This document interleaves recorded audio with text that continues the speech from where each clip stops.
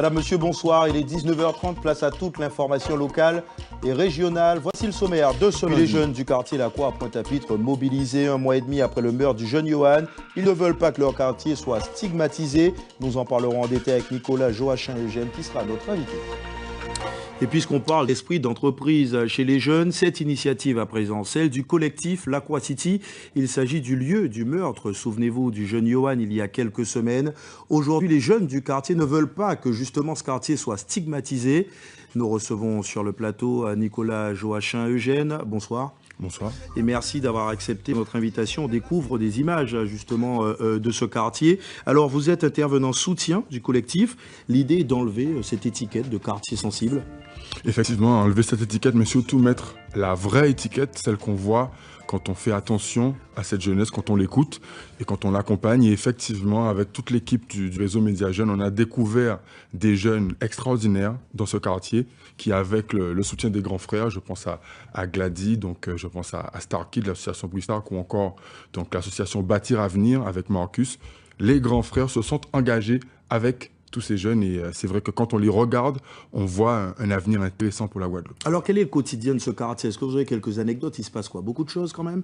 Alors justement, c'est très intéressant comme question puisque c'est exactement à ça qu'on va répondre lors de jeudi, exactement. Donc un espace de dialogue avec aussi une diffusion de films, un Karukera le doc. Et à ce moment-là, effectivement, ces jeunes auront des choses à dire, non seulement sur, on va dire, ce qui s'est déjà passé jusqu'à aujourd'hui dans le quartier, mais aussi sur l'avenir, parce qu'ils ont des rêves, ils ont des projets, et je pense que c'est à nous de les accompagner maintenant. Alors, le point de départ de cette initiative reste le meurtre du jeune Johan. C'est vraiment à partir de là que ce quartier a été encore peut-être mis en lumière, dans le mauvais sens du terme. Mais avez-vous le sentiment que les jeunes évitent ce quartier maintenant? Je parle des jeunes lycéens, Jardin d'Essai, Bainbridge, qu'ils essaient d'éviter Alors c'est vrai que lors des échanges avec eux, c'est un point qui est ressorti assez souvent, que maintenant c'est la peur qui règne, et un des points justement du communiqué qui va être rendu public dans quelques heures maintenant, un des points où le collectif insiste, c'est que cette agression aurait pu aussi avoir lieu dans beaucoup d'autres quartiers et qu'aujourd'hui, ça ne doit pas être la peur qui nous guide, ça doit être vraiment la construction, l'écoute et l'accompagnement. Exemple, quand vous verrez donc ces jeunes jeudi et même, on va dire à partir de jeudi dans leurs prochaines opérations, vous verrez de vous-même qu'on peut construire une société sur des bases solides à travers cette écoute. Alors, comment a été lancée cette initiative? C'est parti d'une réunion? C'est parti d'une initiative des grands frères du quartier. Je parlais de Starkey tout à l'heure, de l'association Bruistark, donc alias Pascal Coquin, qui lui, dès septembre, avec d'autres projets qu'il mettait en place sur le terrain, a fait appel donc au réseau Média Jeunes, qui, avec l'ensemble des associations, a tout de suite répondu à l'appel. Et c'est vrai que, franchement, TV Bassem ici, on big up. Les jeunes, quand ils sont venus sur le campus pour défendre le projet et pour que le réseau apporte son soutien, ils nous ont bluffés.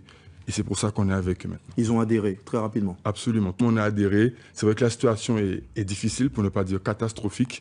Mais face à des défis comme ça, on ne pouvait pas rester les bras croisés. Et je remercie tous les partenaires, toutes les associations, tous les bénévoles qui ont porté leur soutien. Vous verrez le résultat le 17 pendant l'opération.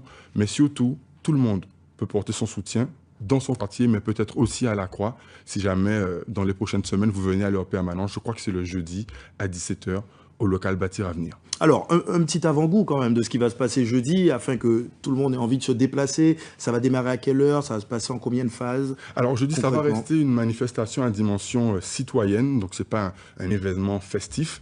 Donc les actions qu'il y aura, premièrement, ce sera autour du dialogue, avec notamment la projection d'un très bon film documentaire, Karukera le doc, de Marca Film, et aussi certaines petites surprises avec la co-animation de l'artiste Drex, en collaboration avec les jeunes du quartier. C'est eux qui ont pris la main, c'est eux qui vont vous recevoir sur place et sur le net pour ceux qui ne pourront pas venir. Merci en tous les cas, Nicolas Joachim Eugène, d'être venu sur le plateau. Et puis jeudi, nous serons là pour voir tout ça. Très bien. Merci beaucoup. Franck Fifis.